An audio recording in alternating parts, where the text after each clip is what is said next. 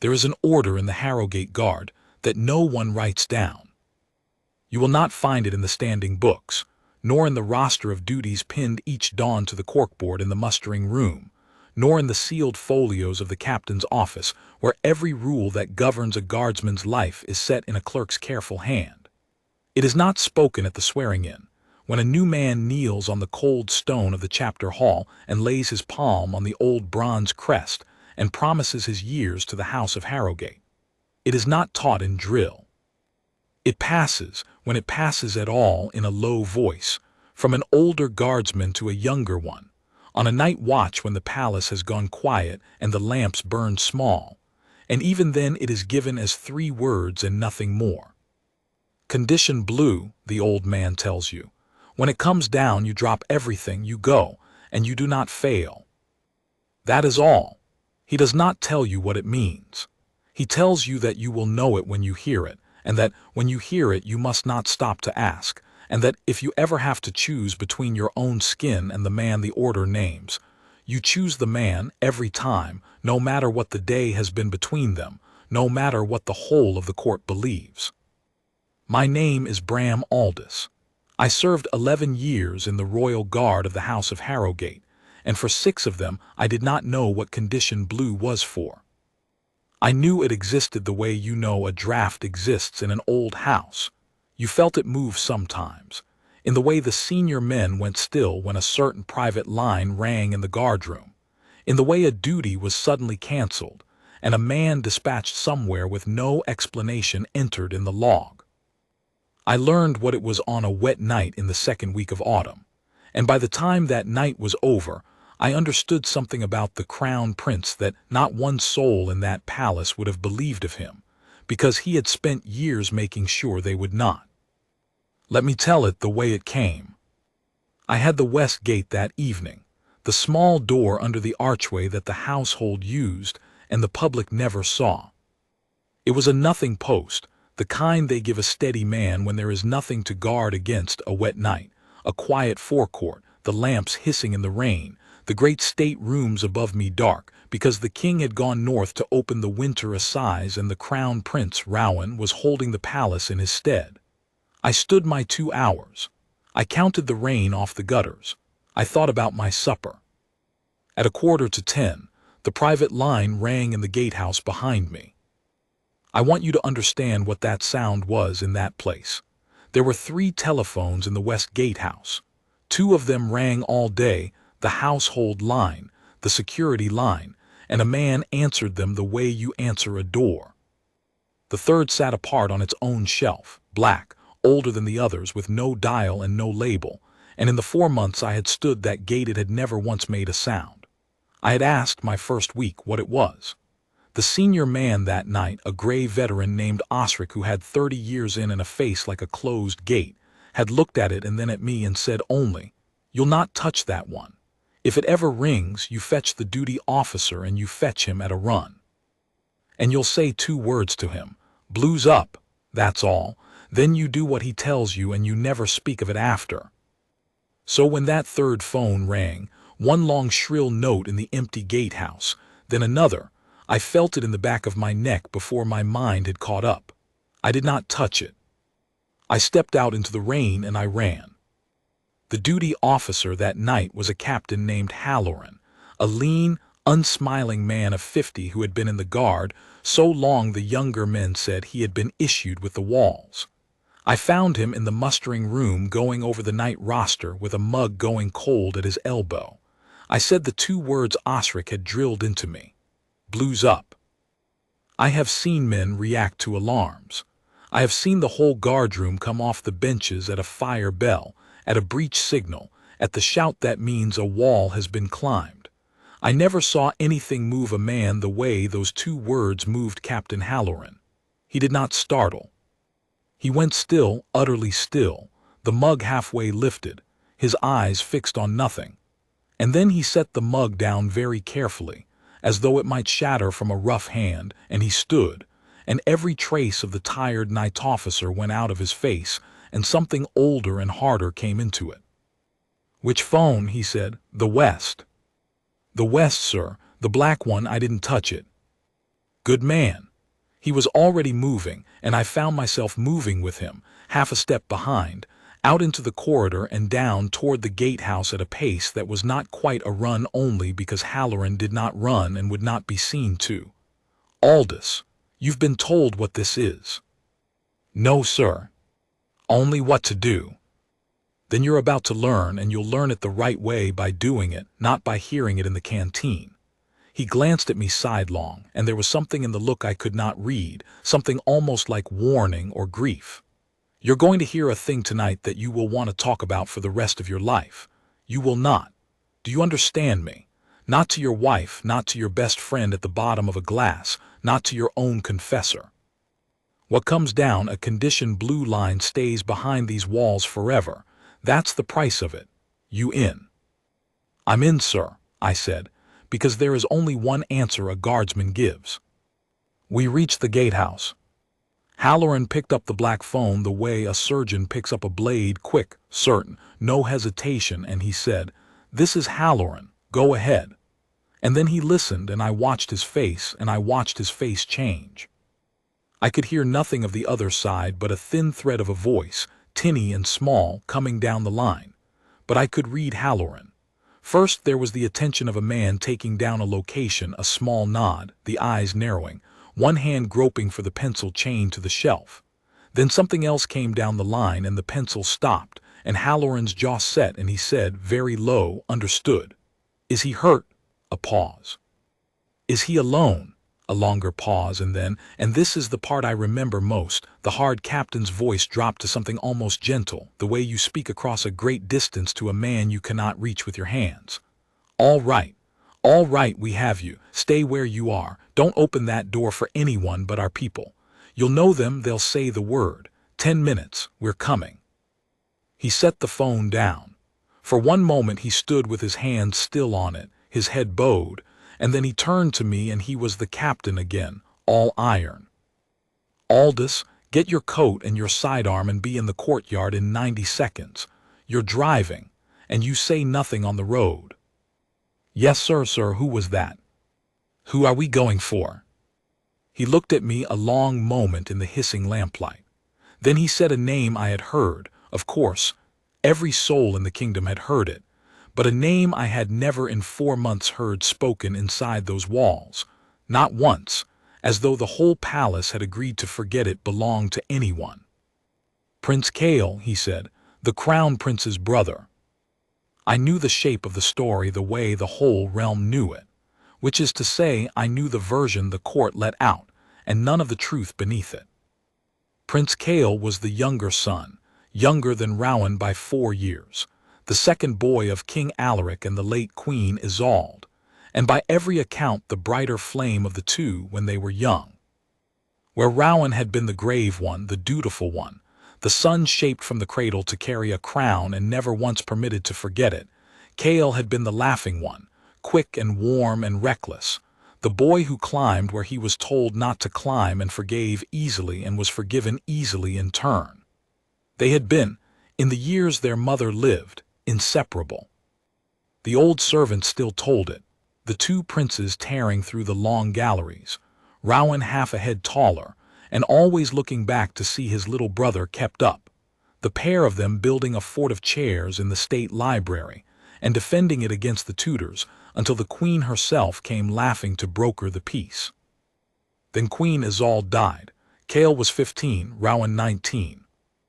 And whatever held the two boys as one thing came apart in the years after, the way a rope frays not all at once but strand by strand, until one day it is only two ends that used to be a rope. The court had its theories. Some said it was grief, that the brothers mourned so differently they could not stand the sight of each other's mourning, Rowan going silent and stone, Cael going wild. Some said it was the king, who in his own broken grief had leaned all his weight on Rowan and had no arms left for the younger boy, and that Cael had felt himself passed over and had made his own family out of worse company than a prince should keep. And some, the ones who watched the household closely, said it was the woman the king married 3 years after, Queen Consort Morwenna, who had come into that grieving house with a smile and a will of iron, and who had seen very quickly that the younger prince, unmoored and unwatched, was the loose thing in the family she could most easily set adrift. Whatever the truth of it, the rift came, and it was public, and it was ugly. There was a night I was not there. I was a boy in a village 100 miles off, but even in my village we heard of it, when Prince Cael stood up at a state banquet and said things to his brother, and to the whole seated court, that a prince does not say and cannot unsay. He accused Rowan of turning cold. He accused the family of forgetting their mother.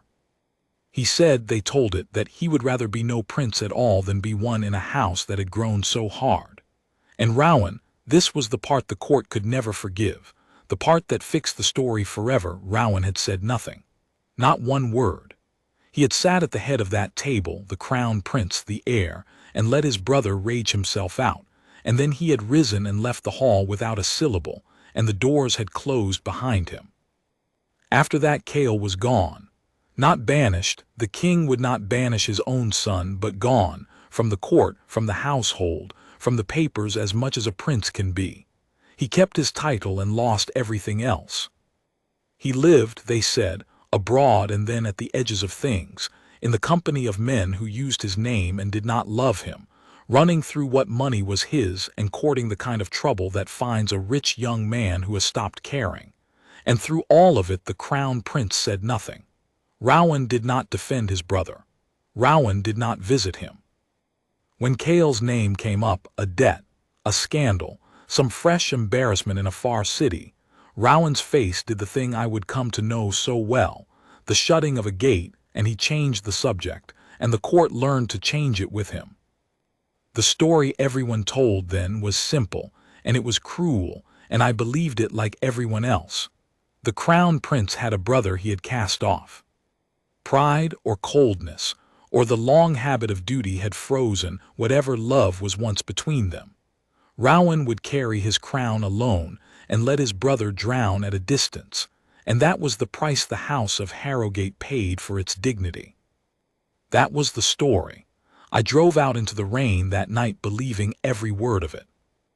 By the time I drove back, before dawn, I did not believe a word of it, and I never would again. The car was a plain, dark saloon, nothing that would be marked, and Halloran got in beside me and gave me an address on the far edge of the old river district.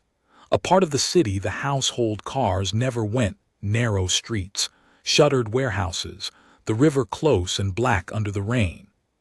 He said nothing on the road, as he had promised he would say nothing, and I asked nothing, and the wipers beat, and I turned the whole impossible thing over in my mind. A secret line, a word that turned a captain to stone, and at the end of it, in a bad quarter of the city on a wet night, the one man in the realm the crown prince was supposed to have thrown away. "Sir," I said at last, because I could not help it, "if you'll forgive me, the crown prince and the prince, they don't speak. Everyone knows it, so why?" "Eyes on the road, Aldous." "Yes, sir, but this line, this order, who gave it?" Halloran was quiet so long I thought he would not answer. The lamps of the old district began to slide past, few and dim, and the streets narrowed, and somewhere ahead the river breathed. "There's one man alive who can put a call down that black phone," Halloran said finally, watching the wet street unspool in the headlights. "One man who set the whole thing up, years back, and pays for it out of his own purse, so it never shows in a household ledger, and swore every man who's ever touched it to silence, including me, and now including you. One man decides that when a certain number is dialed from anywhere in this world, at any hour, the guard drops what it's doing and goes and does not fail, and does not ask why, and never, ever tells." "Who, sir?" "The crown prince," Halloran said. "Rowan set up Condition Blue. It's his order. It's been running for 6 years." He turned and looked at me in the dark of the moving car, and his hard face had something in it I had not expected, something that in another man I would have called sorrow. Every time his brother calls, every single time, no matter the hour, no matter what filthy corner of the earth the boy has got himself into, no matter that they haven't spoken a word to each other in 6 years, and the whole court thinks Rowan would step over him in the street, the order stands. Protect Prince Cael, at all costs. Say nothing to him about who sent you, and never let him know his brother watches over him at all." I did not say anything. I could not. I drove into the dark river district with those words sitting in my chest like a stone, and for the first time in my life, I understood that I had spent 4 months guarding a man I did not know at all. The address was a lodging house, the kind that lets rooms by the week and asks no questions, a tall, narrow building squeezed between a shuttered chandler's and a wall of black brick, with a single lamp guttering over its door and the river slapping at a wharf somewhere behind. Halloran had me stop the car a street short, in the mouth of an alley, and we went the rest on foot with our collars up against the rain.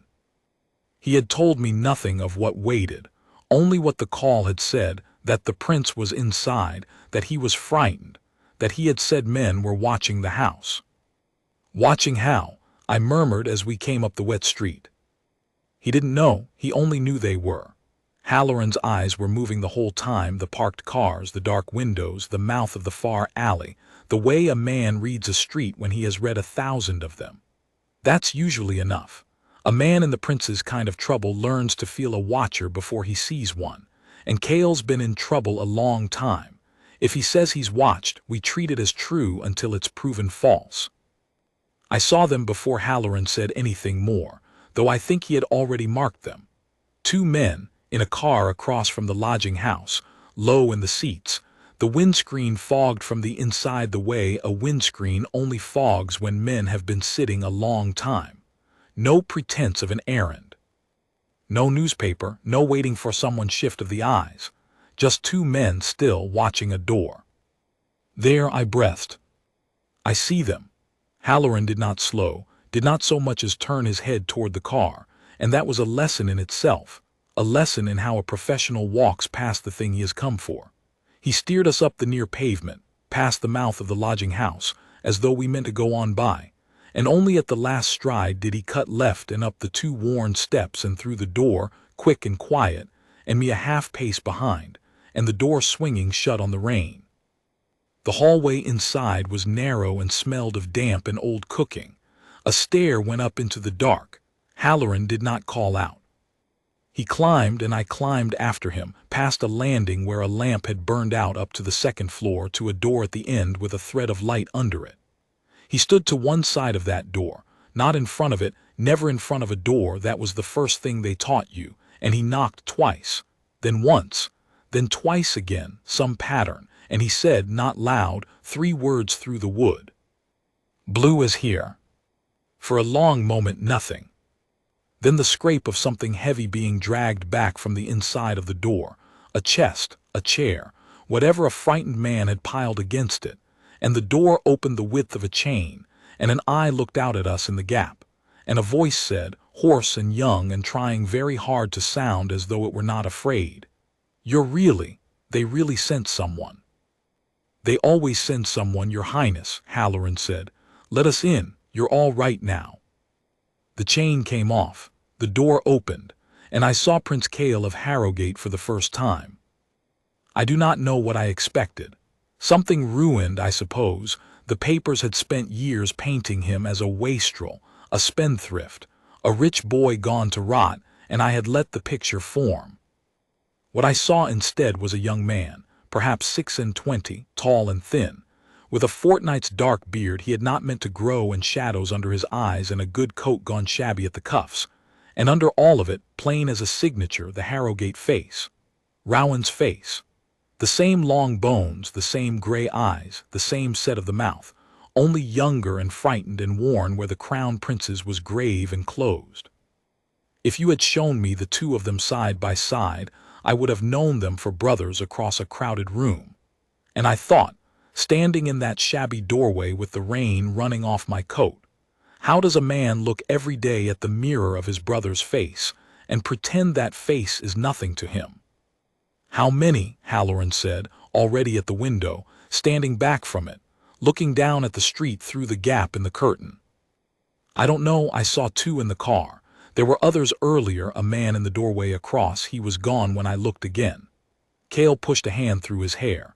His voice kept slipping, the practiced drawl of a young man who had spent years pretending nothing touched him, cracking to show the fear underneath. They came about the money. I know how that sounds. I got in deep with it doesn't matter who. I couldn't pay, and then I could, and then they didn't want the money anymore. They said they'd take something worth more than money. And I understood what they meant. So I ran and I ran here, and then there was nowhere left to run, and he stopped. His jaw worked. I called the only number I had left, an old number. I didn't even know if anyone would. It still works, Halloran said quietly. It will always work. Now listen to me, Your Highness, because we're going to move and you're going to do exactly as I say. I have thought many times in the years since about that catch in the prince's voice. I didn't even know if it still worked. An old number. The only one he had left. He did not know whose line it was.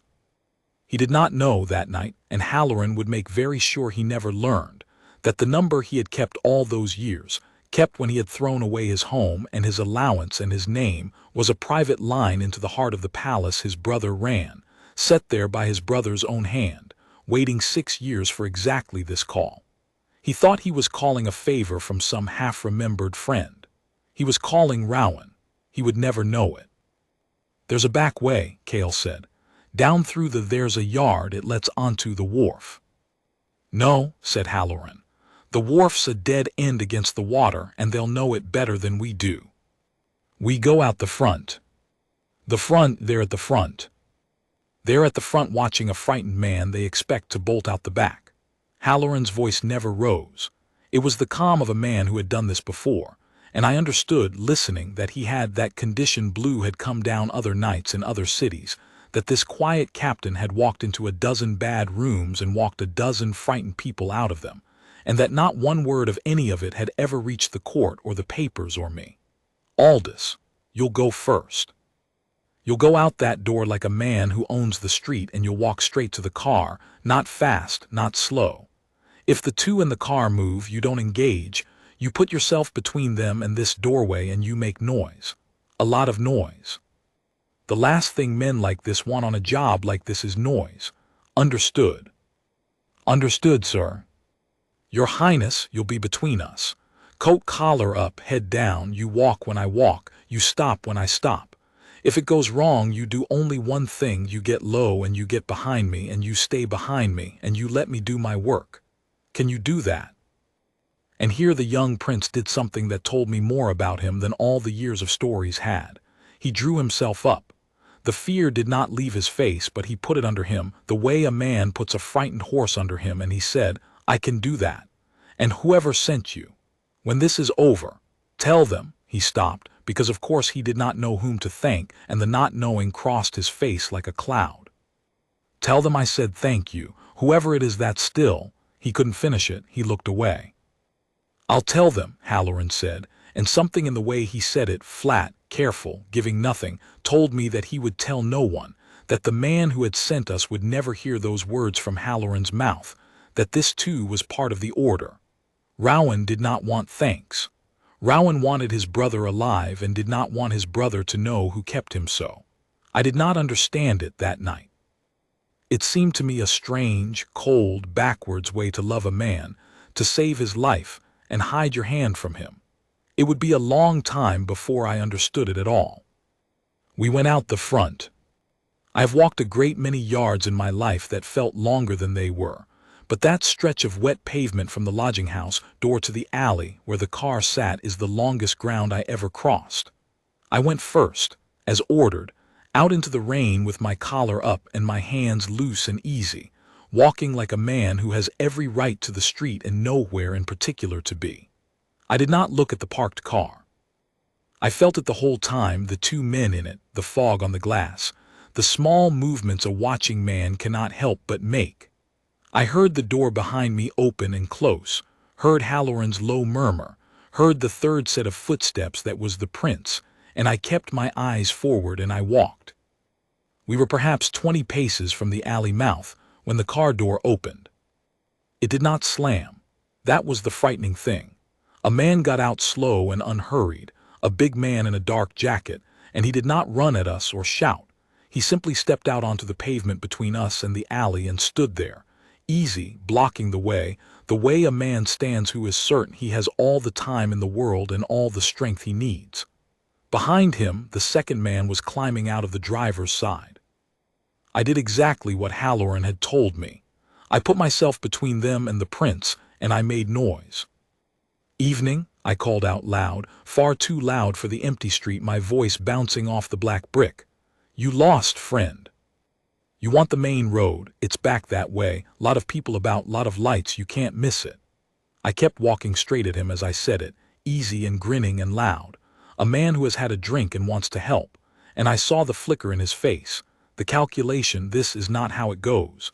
The man who is being watched does not walk toward you shouting, "Someone is off the script," and behind me I heard Halloran move the prince up smooth and quick along the shop fronts. The big man put a hand up flat to stop me. "Move on," he said, low, "this is nothing to do with you." "Nothing to do with me," I said, louder still, and now there was a light going on in a window above us, some sleeper woken by the shouting, and that light was worth more to me in that moment than any weapon. "Well, that's a relief. I thought you were about to make it something to do with me, standing in the road like that. You want to let these gentlemen pass, don't you? Course you do." I will not pretend it was courage. It was training, and it was noise, and it was the plain arithmetic Halloran had taught me in one sentence on the pavement, that men who mean to do a quiet, ugly thing in the dark cannot bear an audience, and that a loud fool is more dangerous to their evening than a brave man with a fist. Another window lit. Somewhere a dog began to bark. The second man coming round the car said something sharp to the first, and I understood. I could see it move across the big man's face, that the calculus had shifted. Three of us, awake and loud, lights coming on, and no more certainty that the frightened prince was alone and cornered. This was no longer the job they had been sent to do. It was becoming a scene, and men like that are not paid to make scenes. "Come on," the second man said, "not tonight." The big man held another moment, long enough to look past me at the prince, at the Harrogate face he had been sent to frighten or worse, and I stepped square into his line of sight and blocked it, and I did not stop grinning, and I did not stop talking, and at last he swore under his breath and stepped back, and the two of them got into their car, and it pulled away into the rain, tail lights swimming, gone.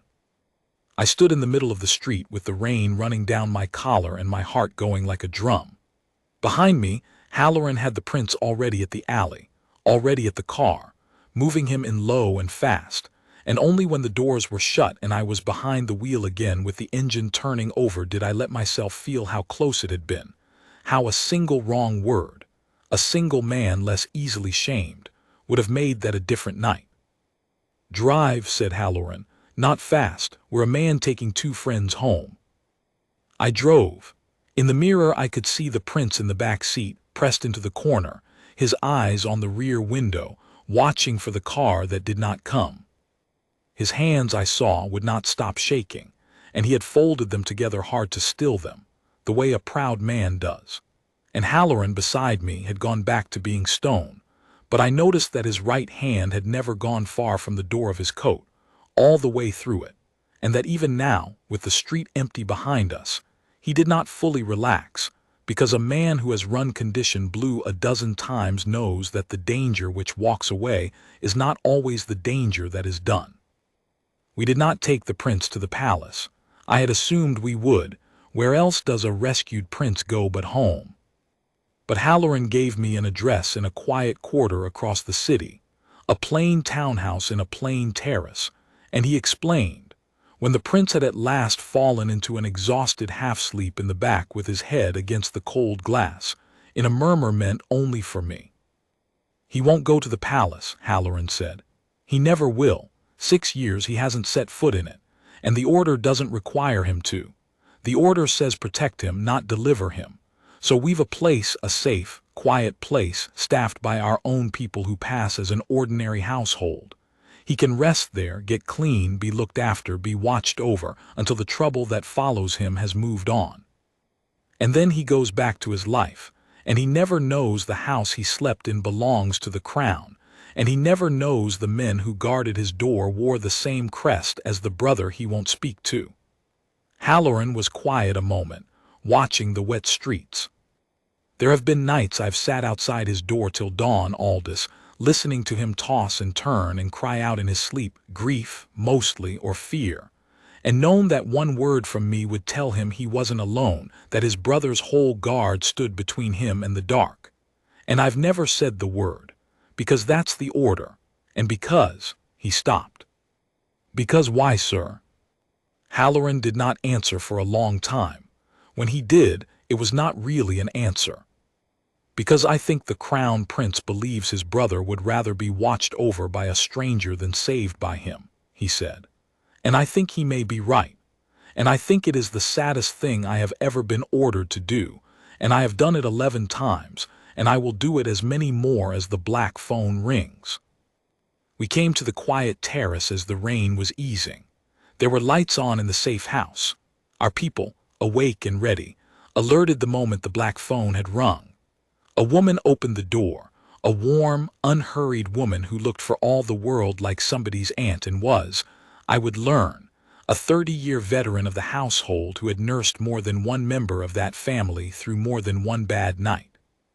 She took the prince in as though he were a nephew home late from a journey, and he went, dazed and grateful, murmuring his thanks to her, to Halloran, to me, to everyone but the one man he had actually to thank, whose name he did not know to say. At the door before I helped him in, the prince stopped and turned to me. He looked at me a long moment in the porch light, this young man with his brother's face, and he said quietly, "You're a good man. I've had a lot of people around me these last years who weren't. I forget what it looks like. Thank you." And then, with the ghost of the charm the whole realm had once loved him for, a crooked, tired smile, "Whoever you work for. They must be a good man, too, to send someone like you into a night like this for someone like me. I hope you'll tell him I know it, even if I don't know who he is." I could not answer that. What was there to say? So I only nodded, and I helped him inside, and I stood in the doorway of a secret house in a quiet terrace, and watched a rescued prince go up to a warm bed he did not know his brother had made for him, and I felt the whole shape of the thing settle over me, the terrible, buried tenderness of it. And I understood that I had walked into something far larger and far older than one wet night's work. It was near 4 in the morning when we came back through the west gate. The rain had stopped, and the sky over the palace was that flat iron color that comes before dawn. I expected Halloran to send me to my bed. Instead he said, "Come with me.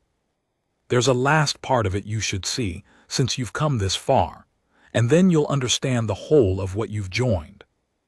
He led me up, through corridors I had walked 100 times but never at that hour, up a private stair to a floor of the palace given over to the Crown Prince's own household, his study, his rooms, the offices where the business of the air was done. There was a guardsman at the head of the stair who nodded us through without a word, one of the senior men, and I saw that he had the look of a man who had been awake and would stay awake, and I began to understand.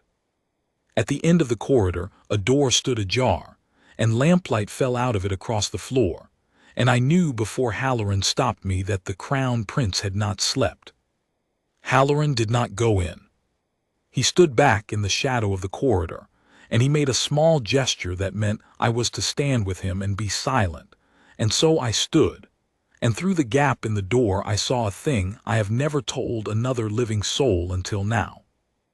The Crown Prince Rowan was standing at the window of his study, fully dressed, in the clothes of the day before, which meant he had not undressed for bed, which meant he had been standing there since the black phone rang 7 hours ago and word had gone to him. For of course word went to him, that was the whole point. The order ran to him and only him, that condition blue was up.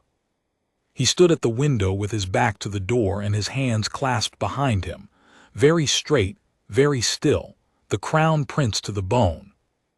On the desk behind him, a telephone sat off its cradle, and I understood that too, that he had kept the line open all night, that somewhere down that line a man had been feeding him each stage as it came.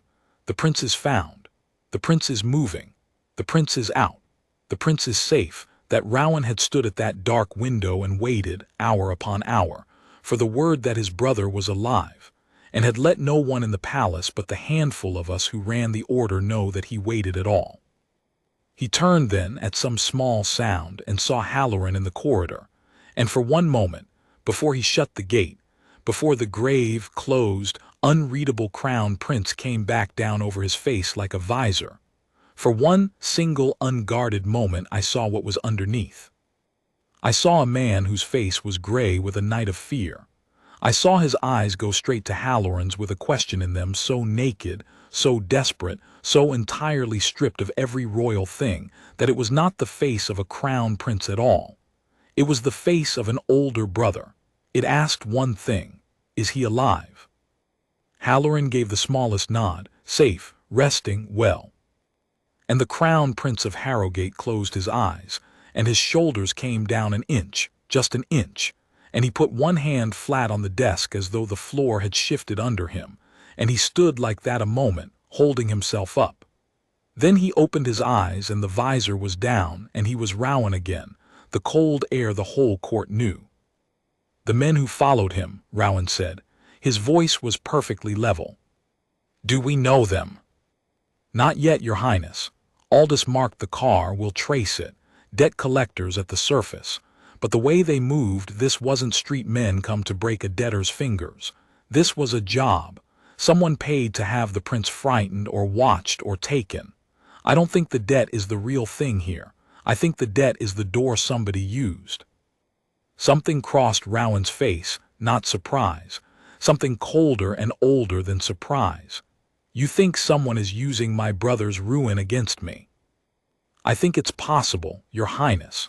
A man as far down as the prince has let himself go is an easy thing to reach. Money owed, bad company, no protection he'll admit to. If someone wished to strike at the crown through the one person, the crown is thought not to care about. Halloran let it hang. Then they would strike at Cael, Rowan finished, very quietly, believing it costs me nothing. And there, for the second time that night, something moved under the visor, and this time it was not fear. It was anger, cold and vast and utterly controlled, the anger of a man who has spent years building a wall precisely, so that no one could find the one soft thing behind it, and has just been told that someone may have found it anyway. Who benefits Halloran? Who in this world profits if the world believes? I would not lift a hand to save my own brother, and then arranges for my brother to need saving where I cannot be seen to save him. Halloran said nothing, but I saw his eyes move just once toward the far wing of the palace, toward the apartments of the Queen Consort, and then away, and he said only, I would rather have proof before I answer that, your highness. So would I, said Rowan, so would I get it. Then his eyes fell on me, standing in the shadow of the corridor where I had no business being, a Westgate man of 4 months who had seen far more of the Crown Prince's soul in the last 5 minutes than the Prime Minister had seen in 5 years. I braced myself. I expected fury. I expected to be dismissed, or worse. Rowan looked at me a long moment.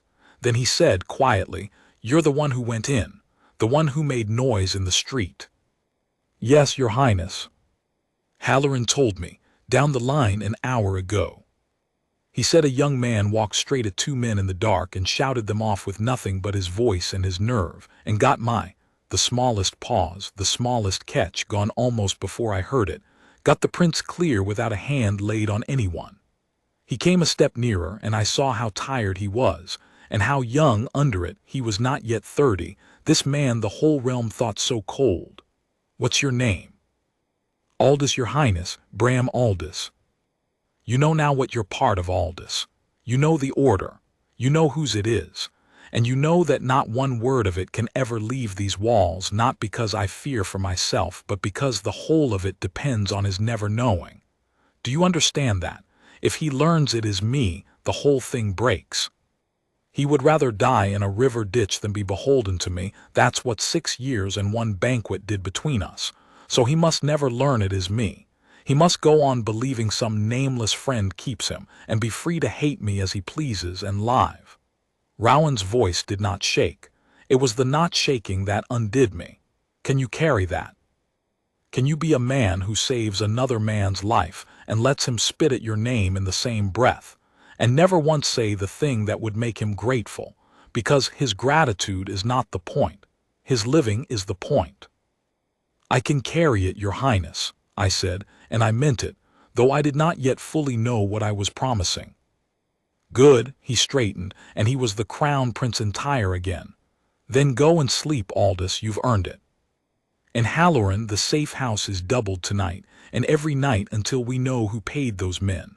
My brother does not so much as stub his toe now without one of ours a wall away. Whatever it costs, out of my purse as ever. Go. We went. At the head of the stair I looked back once. The Crown Prince had turned again to the window, hands clasped behind him, watching the iron sky go pale, alone in his lamplit study with the telephone still off its cradle, in case the night was not, after all, done. And I thought, the whole kingdom pities the wastrel prince who drinks himself down at the edge of the world. Not one soul in it pities the other one, the cold one, the dutiful one, the one who stands at a dark window night after night, loving a brother who despises him, and paying every price of that love in a currency he has sworn never to let the brother see. I slept that day, or tried to, and when I woke, the thing that had been one wet night's strange errand had begun to grow into the largest matter of my life. For the men who had watched the lodging house were not, as Halloran had first supposed, only debt collectors.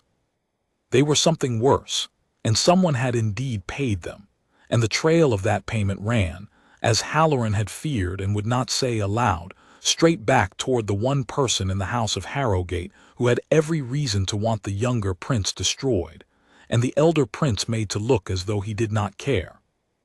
Queen Consort Morwenna. I should tell you, before I go on, what manner of woman she was, because the whole weight of what followed hangs from it. Morwenna had married King Alaric 3 years after Queen Isolde died, a woman of a proud old house, handsome, clever, gracious in every public thing, and in the private ones, as cold and patient as a winter that means to last. She had come into that grieving family and set about, quietly and over years, to make of it something that served her. She had a son of her own, Lord Cassius, a soft and grasping young man she loved the way some people love a possession, and it was no secret in the household, though it was never said above a whisper, that Morwenna's dearest ambition was to see her own line raised, her own son advanced, and the sons of the dead Queen Isolde diminished. Rowan she could not touch. He was the heir, grave and armored, and he had never once given her a handle to grip. But Cael, the younger boy, the wild one, the one already half undone by grief and pushed the rest of the way by a stepmother who had made very sure, in 100 small quiet cruelties, that he felt himself unwanted in his own home, Cael she had unmade almost without lifting her hand.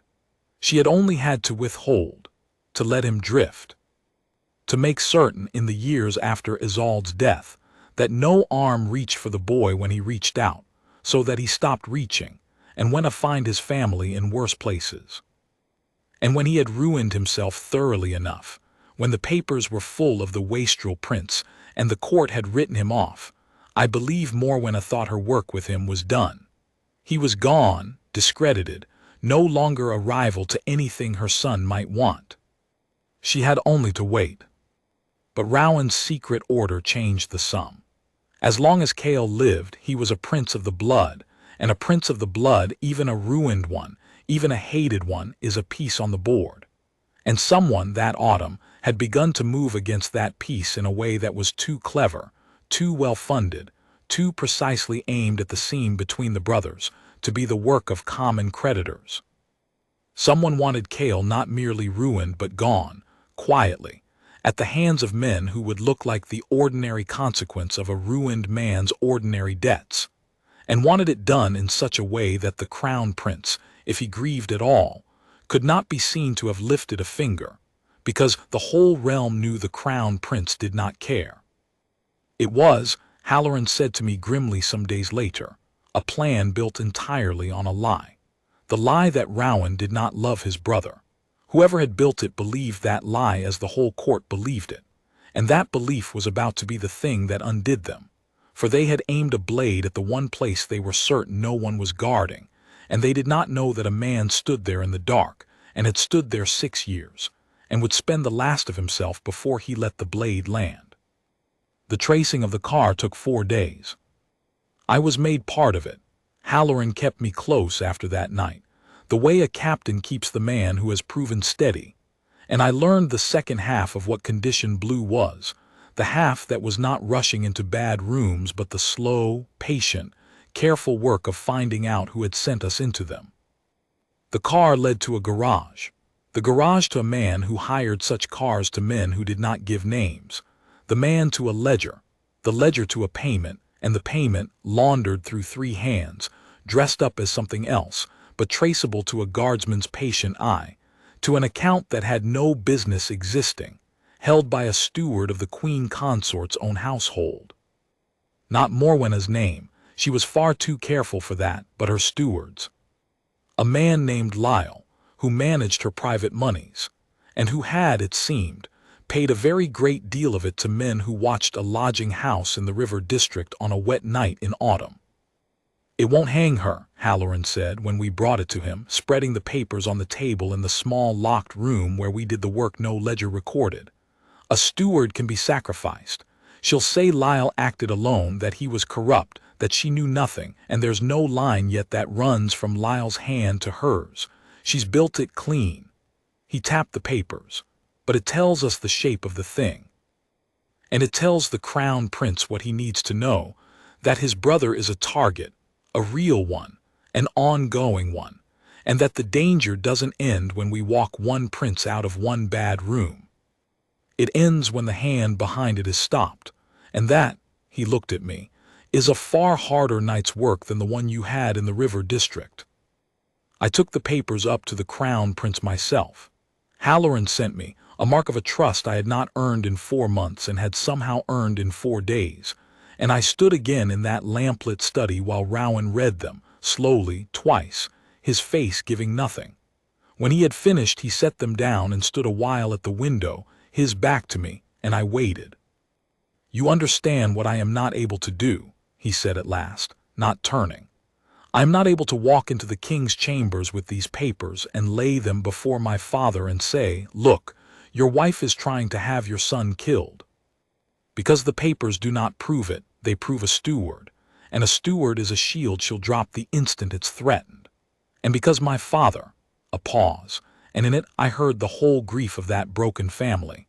"My father is an old man who has already buried one wife and cannot bear to look too closely at the second, and who loves Cael in his way, and would be destroyed to think he had let this happen under his own roof by marrying where he did. And because if I move openly, she'll know I've moved, and she'll know why, and then she'll know the one thing I have kept from the whole world for 6 years, that I would tear this palace down stone by stone before I'd let anyone lay a hand on my brother.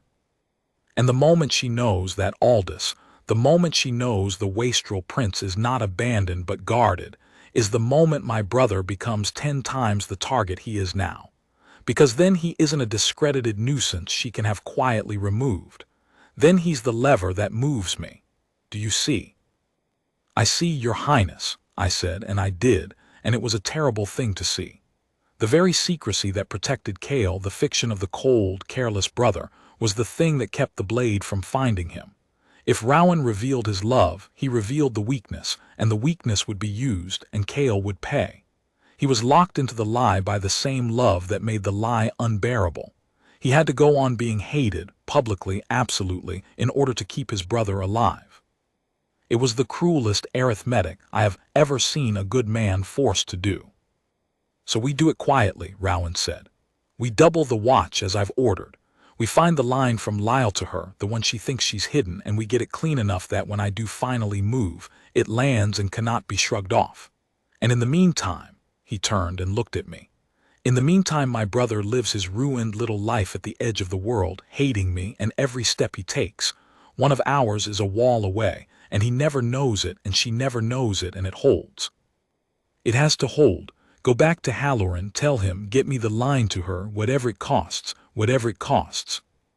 I went, and for 3 weeks it held, and I began to believe it might go on holding forever, the secret watch, the patient hunt, the quiet balance of a love hidden so deep it looked like its opposite.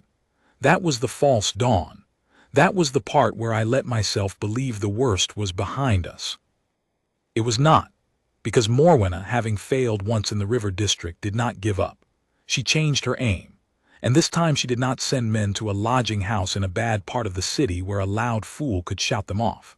This time she reached for something far more dangerous. She reached to bring the brothers face to face in public in the full light of the court, where the whole world could watch the Crown Prince prove, with his own cold silence, that he did not love his brother at all. And if she could make Rowan do that in front of everyone, if she could force the lie into the open and make it look like truth, then the last thread between the brothers would be cut where the world could see it cut, and Cael, humiliated and abandoned past all mending, would go back into the dark alone and unguarded, believing at last, and forever, that no one in that palace would ever come for him. Morwenna used the king's own Jubilee to do it. The Jubilee marked 40 years of King Alaric's reign, and it was to be the greatest gathering the palace had seen in a decade. The whole court, the great houses, the envoys of every friendly realm, a state banquet and a procession, and the king himself upon the high dais in the great hall to receive the homage of his kingdom. Every prince and princess of the blood was expected, and that was the hook of it, because a prince of the blood, however estranged, however ruined, is still summoned to his father's Jubilee, and a prince of the blood who is summoned must come, or shame himself before the whole realm by his absence. The invitation went to Cael. It went, we learned afterward, not through the ordinary channels but through Morwenna's own office, and it carried a private note. I never saw it, but I know its substance because of what it did. A note designed to draw the young prince back into the one room where his brother could be made to break his heart in public. It played cleverly on the very grief that had ruined him. It spoke of their mother. It said in effect, come home. The family would have you back. Here is the king's own Jubilee. Come and be a son again. And to a young man 6 years exiled and sick to death of the cold edges of the world, a young man who wanted nothing on this earth so much as to come home and could not admit it even to himself. To that young man, it was a door he could not walk through. Rowan saw the trap the moment he learned Cael had accepted. I was in the room. Halloran brought the word, and the Crown Prince stood very still for a long moment, and then he said softly, she's brought him into the open. And I heard, under the 2 flat words, the sound of a man watching a snare close on the thing he loved most. Because here was the trap, laid perfectly. If Rowan greeted his brother warmly at the Jubilee, embraced him, welcomed him, showed before the whole court the love he truly bore, then the secret was out, the weakness was named, and every enemy in that hall would see exactly where to strike. Cael would become the lever, as Rowan had said, and the doubled watch and the years of hidden care would count for nothing against a court that now knew the crown could be moved through the younger prince. And if, on the other hand, Rowan did what the world expected, was cold, was distant, cut his brother with his silence as he had cut him at that long-ago banquet, then Cael, who had come home hoping past hope, would be broken in front of everyone, humiliated past bearing, and would flee back into the dark, believing at last that even his father's Jubilee could not thaw his brother, that there was truly nothing left, that no one would ever come. And a man who believes utterly that no one will come is a man with no reason left to be careful, and a man with no reason to be careful is the easiest man in the world to destroy. Either way, Morwenna won. Warmth exposed the weakness. Coldness finished the estrangement. There was no move on the board that did not cost the brothers everything. There's no way through it, Halloran said low. Whichever way you turn, your highness, she has the other. I know, said Rowan. He was quiet a long time, and then he did a thing I did not expect, a thing that told me, finally and completely, the size of the love I had spent weeks only glimpsing at the edges. He turned to Halloran and to me and he said, "Then I don't play the game she's built. I play a different one. If she has arranged for the whole court to watch me prove I don't love my brother, then I will give the whole court something else to watch. I will not be cold and I will not be warm. I will be a crown prince doing his plain duty, and I will make that duty large enough and public enough and unanswerable enough that it swallows the whole of her little trap and leaves her nothing to use. Halloran, on the night of the Jubilee, my brother will be the safest man in this kingdom, and the whole court will see him guarded, and not one soul in it, not Morwenna, not the king, not Cael himself, will understand that it is love and not law that guards him, because I am going to make it law." I did not understand him then. I understood him by the end of the Jubilee night, and I have never in my life seen anything to equal it. The great hall on the night of the Jubilee was a thing of gold and fire, 10,000 candles, the banners of 40 years. The high dais where the old king sat, frailer than the realm knew, with the Queen Consort at his right hand, gracious and glittering and watchful, her son Lord Cassius smug at her shoulder. Below the dais the whole court in their orders and their jewels, and the guardsmen at the walls in their crimson, and I among them, for Halloran had placed me, deliberately, where I could see the whole floor, the way you place the man who knows the story where he can watch it end. Prince Cael came late. He came in a good coat, properly barbered, the beard gone, looking more like his old self than I had seen him. You could see, that night, the flame he had been before grief and neglect and Morwenna's patient cold had dimmed it. But you could see the fear too, if you knew to look. The fear of a man walking back into the room where he had shamed himself 6 years before, walking toward the brother who had led him. He came in and the court's murmur died and every eye went to him.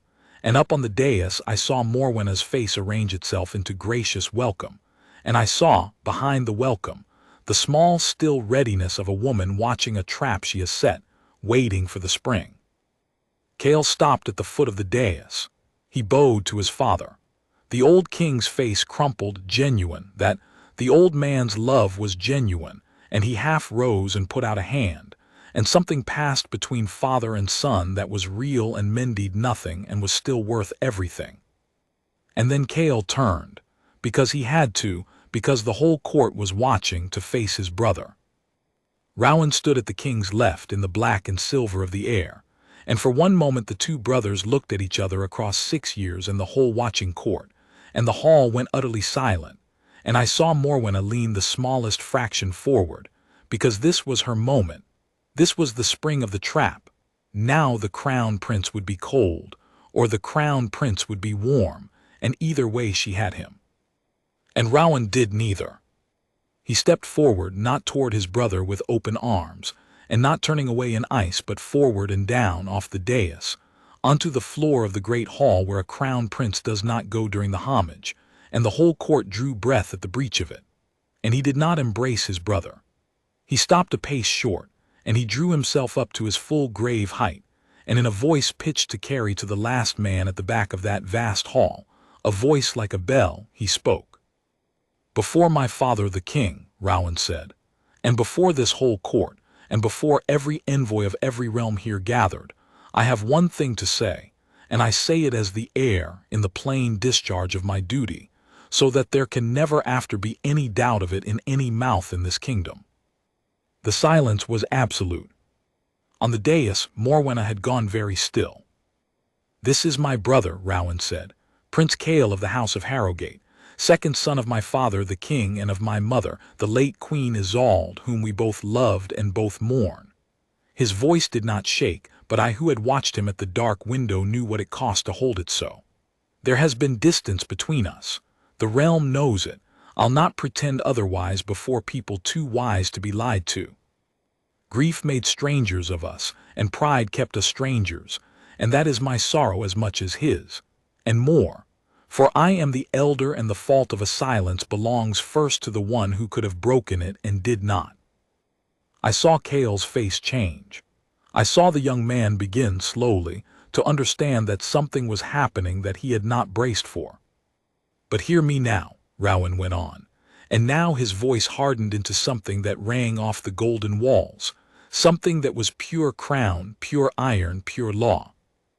Whatever lies between my brother and me, and it is ours, his and mine, and it will be mended or not mended by us alone and by no other hand in this kingdom, and I will name any who tries to mend it or worsen it for their own ends an enemy of my house. Whatever lies between us, he is a prince of the blood of Harrogate, and he is under my protection, wholly and without condition from this night and for as long as I draw breath. Let every soul in this hall carry that word to every corner it can reach. There is no quarrel of mine, and no coldness of mine, and no distance of mine, that any man may take as leave to lay a hand upon my brother. He is guarded. He has always been guarded. He will always be guarded. And the man who tests it will answer to me, and I promise you before the king and the whole realm I will not be a merciful judge. It was, I understood, the most brilliant thing I had ever seen a man do under pressure. He had taken Morwenna's trap and turned it inside out. He had not been warm. He had confessed the estrangement openly, admitted the coldness, given the court nothing to whisper about that it did not already know, and so denied her the reveal of any hidden softness.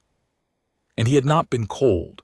He had, in the same breath, wrapped his brother in the whole armor of the crown, made his protection a matter of law and not of love, of duty and not of feeling, so that it could never be read as the weakness a lever needs. He had made it treason, not tenderness. He had said, in effect, I do not do this because I love him. I do this because he is a prince and I am the heir, and I will not have the house of Harrogate insulted. And no enemy on earth can strike at a man through that. You cannot lever a crown that guards from duty. You can only lever a crown that guards from love, and Rowan had just spent 6 years, and this one perfect public sentence, making certain no one would ever know which it truly was. Except that I knew, and Halloran knew. And by the look that was slowly breaking across the face of the young prince, standing alone on the floor of that great gold hall, Cael was beginning to know too. Because Cael, whatever he had become, was not a stupid man, and a phrase had lodged in him. I saw it strike, I saw the exact moment. He has always been guarded. Rowan had said it ringing, as part of the law, as rhetoric, but Cael had spent an autumn being followed by frightening men, and had called an old forgotten number in the worst hour of his life, and had watched strangers appear out of the rain to walk him to safety and vanish without a name. He has always been guarded. And I watched the young prince's eyes move slowly from his brother's iron face down to the crimson-coated guardsmen at the walls of the hall and find me. Find my face, the man from the street, the loud fool in the rain, here, in the palace, in the Crown Prince's own colors. I saw him understand. I saw the whole of it break over him at once. The old number that always worked, the strangers who came every time, the house he had slept in, the safety that had followed him for years through every low place he had crawled into believing himself utterly alone and utterly unloved. All of it. His brother's hand, hidden in every one of them. The brother he had spent 6 years hating for not caring, who had been standing at a dark window every single time the phone rang, waiting to hear that he was alive. Cael's face came apart. Not the polished ruined prince mask, that was long gone, but the boy underneath it, the 15-year-old who had lost his mother and thought he had lost his brother in the same year, and had just, at 27, in front of the whole court, discovered that he had not lost his brother at all, that his brother had never once let go, had only hidden his grip so completely that even hatred could not shake it loose. And here is the thing I will carry to my grave, the thing that told me everything about both those men. Cael did not run to Rowan. He understood, even in that moment, gutted, undone. He understood why his brother had made it law and not love, understood that to fling his arms around Rowan now, before Morwenna's watching eyes, would be to name the very weakness Rowan had spent everything to hide, would be to hand their enemies the lever in front of the whole court. He understood the gift, and he understood its terms. So he did not run to his brother. He knelt.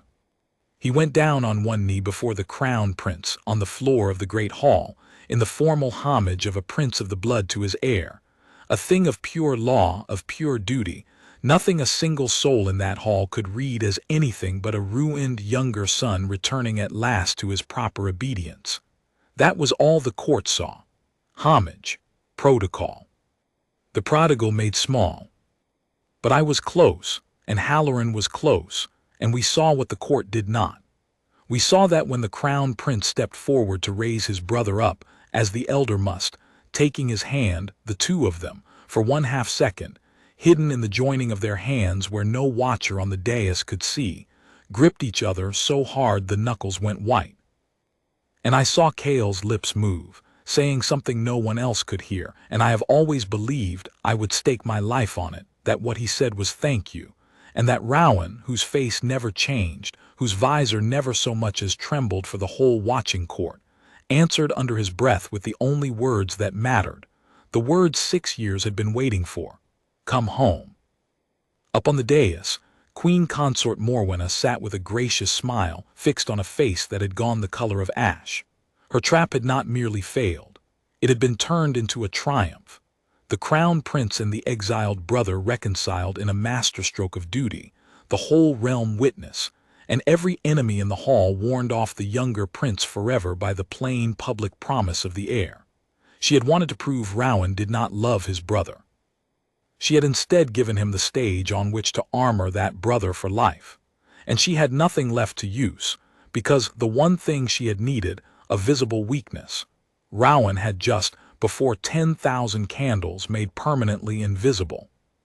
The king rose then, the frail old man, and came down a step, and took both his sons by the shoulder, and the great hall broke at last into a roar of acclaim that shook the golden banners, and the Jubilee had its story, and it was not the one Morwenna had written. The reckoning came quietly, as such things do in that house, and it came in the weeks after, not in the hall. Rowan had told me the truth of it, that the papers we had would hang a steward and not a queen, that Morwenna had built her scheme too clean to be broken by a single ledger. But he had also said, that night in the lamplit study, get me the line to her whatever it costs, and Halloran and I had spent an autumn getting it. And what turned the lock at last was not a document at all. It was Cael. For when the young prince came home, and he did come home, that Jubilee night, back into the palace he had not entered in 6 years, into rooms made ready for him that he did not know had been kept ready all along, he brought with him the one thing the guard had never had, knowledge from the inside of Morwenna's own world. He had, in his ruined years, crossed paths with the very men she used. He knew the name behind the name of the man who had watched his lodging house. He could put a face to Lyle's payments and a conversation to a face, and when he laid what he knew beside what Halloran had gathered, the clean scheme was clean no longer. The line ran, at last, all the way to her hand. Rowan did not take it to the papers. He did not take it even then to a court of law, for the sake of his father, and for the sake of a crown that does not air such wounds before the realm. He took it to the king alone in the king's chambers, the two sons standing together before the old man, and he laid it out plainly, and the king, who had married where he should not have married, and had spent years refusing to look at what it was doing to his younger boy, was made at last to look. I was not in the room. But I know that when Rowan and Cael came out of it, they came out together, and that within the month the Queen Consort withdrew from court to a distant estate for her health, and did not return, and her son Lord Cassius went with her, and the household breathed out a breath it had been holding for a decade. The king never spoke of it again. Some old men cannot, but he had his younger son back at his table, and that, I think, he had wanted more than he had ever let himself know. As for Condition Blue, the black phone still sits on its shelf in the West Gatehouse, and the order still stands, though it is a gentler order now, for the brothers speak, and a man who is loved openly by the heir is not a man who ends up frightened and alone in a lodging house in the rain. But Rowan never rescinded it, and I understood why, and I honored him for it. Some vigils you keep even after the danger is past, because the keeping of them is itself a kind of love, and because a brother, once nearly lost, is a thing you do not stop guarding just because the night has passed. I served 7 more years after that Jubilee, and I ran Condition Blue 3 more times, and each time it was a smaller thing, a bad night, a low mood, a call in the dark from a man who no longer had to hide that he was reaching for his brother's hand. I stood outside Cael's door on those nights the way Halloran had taught me, and I heard, more than once, the sound of 2 men talking low into the small hours, the Crown Prince come himself now, no longer needing to hide, sitting up with his brother through the dark the way he must once have wanted to for 6 long years and never could. I never told a soul what I saw. I have kept the price of the order, as I swore I would until now, and I tell it now only because both those men are old, and the king long in his grave, and the whole generation that would be hurt by it gone, and because the world still believes the wrong story. The world still thinks the Crown Prince Rowan was a cold man, a hard man, the kind of man who casts off his own brother and carries his crown alone. I have heard it said in my own village, by people who mean it as fact. And I cannot let it stand. So hear the truth from the one man who saw the whole of it. There was never a colder seeming man in that kingdom, and there was never a warmer one underneath, and the coldness was the warmth. Do you see it now? The coldness was the disguise the warmth wore to keep the thing it loved alive. For 6 years he let the whole world, and his own brother, believe he did not care, and he did it on purpose, and he did it at a cost I saw written on his face at a dark window at 4 in the morning, because the caring was the very thing that would get his brother killed if it were ever seen. He hid his love so that his love could do its work. He let himself be hated so that the hated one could live. And when at last he was able to speak it, he spoke it not as a brother but as a crown, made it law and armor and duty, so that even in the confession he was still protecting the man he loved. I have stood a great many posts in my life, and guarded a great many things.